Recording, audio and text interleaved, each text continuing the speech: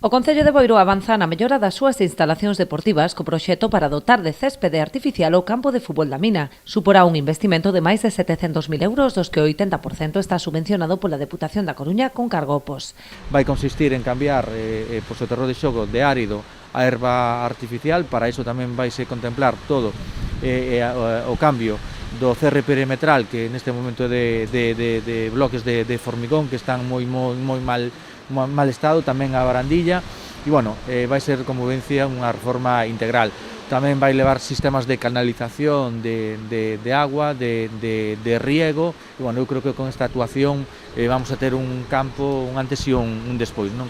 Eu creo que este campo era necesario renovalo, non só para a utilización por parte do Sporting de Lampón e disfrute dos veciños e veciñas desta parroquia, senón tamén para ser utilizado por todos os veciños e veciñas de Boiro e tamén por os demais clubs, non? Unha vez concluída a mellora, Boiro contará con 4 campos de herba artificial e un natural en Barraña para dar servizo a todos os clubs do municipio.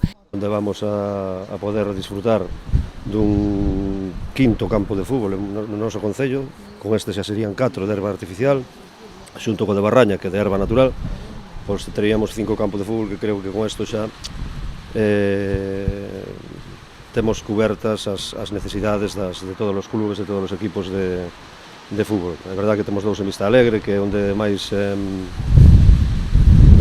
volumen de deporte, de fútbol, neste caso do fútbol hai, porque están as escolas onde hai 400 rapaces ali xogando, temos 2 campos, outro en Baliño, que tamén van as escolas deportivas ali a disputar os seus partidos, o Cabo de Cruz, evidentemente. Para o Sporting de Lampón, a mellora do campo virá satisfacer unha bella demanda do club que aspira a abrirse a categorías base.